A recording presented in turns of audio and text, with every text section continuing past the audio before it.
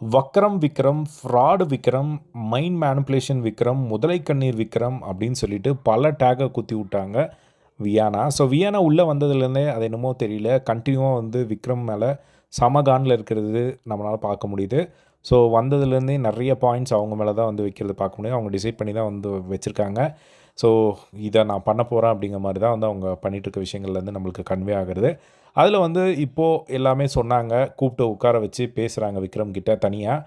நான் உங்கள் கூட ஹோல் ஹார்ட்டடாக வந்து நான் பழகினேன், ஆனால் நீங்கள் வந்து அதை கேம் ஆடினீங்க.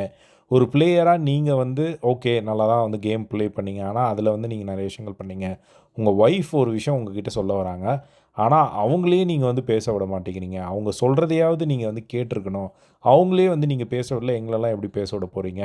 நீங்கள் வந்து உங்களுக்கு வந்து வக்ரம் விக்ரம் அப்படிங்கிற ஒரு டைட்டில் கொடுத்தாங்களே, அது உங்களுக்கு கரெக்டாக இருக்கும். முதலை கண்ணீர் விக்ரம், என்ன நடந்தாலும் அப்படியே எமோஷ்னலாக வந்து அழுகிறது. அது ஒரு வாட்டி 2 வாட்டினா பரவாயில்ல, எல்லா டைமும் அப்படி அழுவீங்க.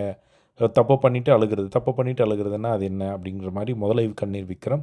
மைண்டை வந்து பயங்கரமாக மேனிப்புலேட் பண்ணி ஒரு பாண்டை க்ரியேட் பண்ணி நீங்கள் வந்து ஒரு கேம் பண்ணீங்க. சுபிக்ஷா விட்டுருந்தா டைட்டில் வின்னர் ஆகிருப்பா, அவங்க கூட சேர்ந்து அந்த மாதிரி ஆகிட்டா அப்படிங்கிற மாதிரி அவங்க சொல்லிட்டு வந்து பார்க்க முடிஞ்சுது.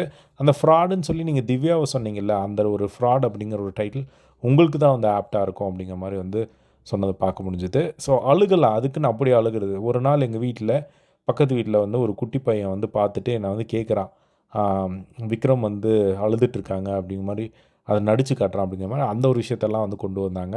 ஸோ அதெல்லாம் ஏன் அப்படிங்கிற மாதிரி இருந்தது. ஏன்னா டோட்டல் டேமேஜ் பண்ணோம் அப்படிங்கிற மாதிரி தான் வந்து வியானா வந்து பேசிகிட்டு இருந்தாங்க. அதுக்கப்புறமா வந்து ஒரு டைம் தப்பு பண்ணிவிட்டு அழுதா பரவாயில்ல, திரும்ப திரும்ப தப்பு பண்ணிவிட்டு ஒவ்வொரு டைமும் அழுதுட்டா அது வந்து எப்படி வந்து ஏற்றுக்க முடியும்? மைண்ட் கேமாக பயங்கரமாக இந்த இடத்துல விளையாடிட்டுருக்கீங்க அப்படின்ற மாதிரி வந்து சொல்ல, அவருக்கு அதெல்லாம் சரிம்மா நீ என்ன வேணால் சொல்லுமா, நான் கேட்டுக்கிறேன் அப்படிங்கிற மாதிரி ஒரு மைண்ட் செட்டில் தான் இருந்தாங்க. அவர் டோட்டலாக வந்து உடஞ்சி போயிட்டார். ஸோ நீங்கள் என்ன நினைக்கிறீங்க? அவங்க ஓகே கிரிட்டிசைஸ் பண்ணாங்கன்னு ஓகே, பட் இப்போது சொன்ன வார்த்தைகள் எல்லாமே அவங்க சொல்லியே ஆகணும், இதை நான் உள்ளே போய் சொல்லியே தீருவேன் அப்படிங்கிற மாதிரி தான் வந்து அவங்க சொன்ன மாதிரி இருந்தது. இதை பற்றி உங்களோட ஒப்பீனியன் கமெண்ட் பாக்ஸில் ஷேர் பண்ணுங்கள். இதே மாதிரி பிக் பாஸ் அப்படியே தெரிஞ்சுக்க நம்மளோட சேனலை சப்ஸ்கிரைப் பண்ணி சப்போர்ட் பண்ணுங்கள். தேங்க்ஸ் ஃபார் வாட்சிங். பை.